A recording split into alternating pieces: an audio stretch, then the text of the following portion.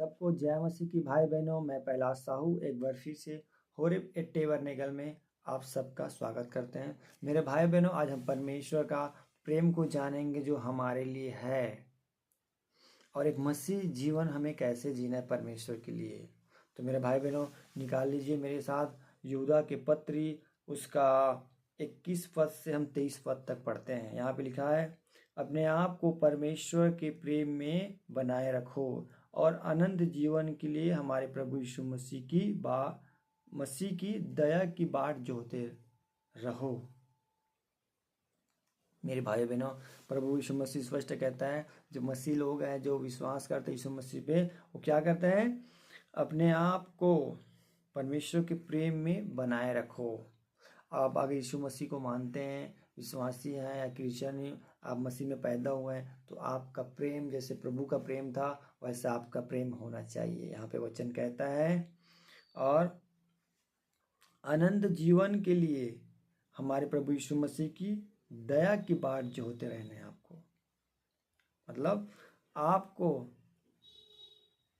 वचन में हर समय बना रहना है और आपको परमेश्वर की प्रार्थना करते रहना है, खुदा मुझे तेरे मार्ग में चला। हर समय दया के बात जो होते रहना है, आपको परमेश्वर से प्रार्थना करते रहना है, खुदावन हमें तेरे मार्ग में चलने के लिए स्थित रख, हमें बना, हमें बता, हमें सिखा। उस दया को परमेश्वर से मांगते रहना है।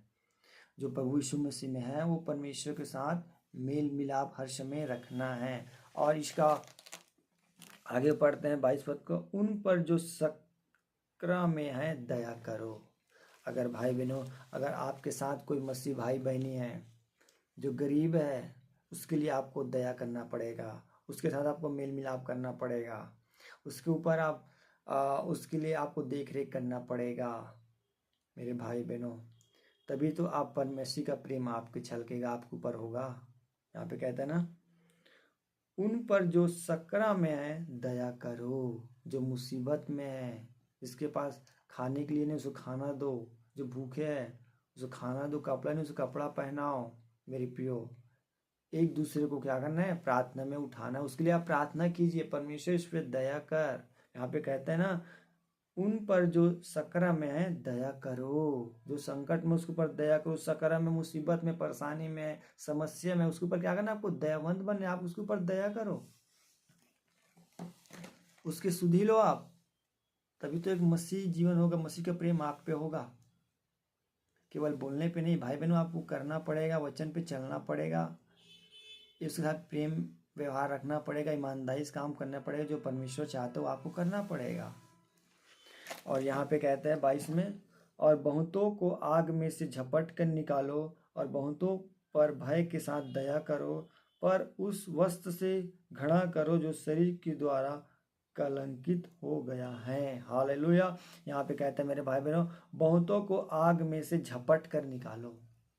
मेरे प्रियो, आज देखते हैं, आज लोग केवल नाम बस लेते हैं और क्या कर रहे हैं, जो संसारिक लोग कर रहे हैं उसमें चल रहे। आप उद्देश्य है कि आप परमेश्वर के सुख समाचार को सुनाओ, आप परमेश्वर के वचन को बांटो, ताकि जो नरक के आग में जा रहा है उसको आप बचाओ। परमेश्वर चाहता है कि जाओ, सारे जगत में जाओ, मेरा सुख समाचार सुनाओ और मेरा चेला बनाओ। यहाँ पे भी स्पष्ट कहता है कि जो बहुतों को आग में से झपट कर निकालो। कैसे निकालेंगे आप? जब आप पवित्र रहेंगे, जब आप परमेश्वर के वचन पे चलने वाले बनेंगे, तभी तो निकाल पाएंगे। जब परमेश्वर आपको सामर्थ देगा तभी तो आप निकालेंगे। मेरे प्रियो, परमेश्वर के वचन को, हथियार को ले लो, उस सामर्थ को ले लो और निकालो, सुख समाचार को सुनाओ और बताओ, ताकि परमेश्वर अनुग्रह करेगा। उसके लिए आप प्रार्थना कीजिए कि जो आग में जा रहे परमेश्वर बचाया जाए, नाश ना हो जाए, क्योंकि हर एक आत्मा खुदा का है। मेरे प्रियो, और क्या, बहुतों पर भय के साथ दया करो। यहाँ पे भी दया को दर्शाता है, दया करना है आपको गाली के बल गाली नहीं देना है। चाहे आपका बिजनेस में हो, चाहे काम में हो, चाहे आपका आत्मिक शारीरिक देह में हो, किसी के साथ आपका, अपने पड़ोसी से साथ प्रेम करना है, आपको उससे बातचीत करना है। दया भरी आपको छलकना चाहिए, परमेश्वर का प्रेम आपके ऊपर दिखना चाहिए।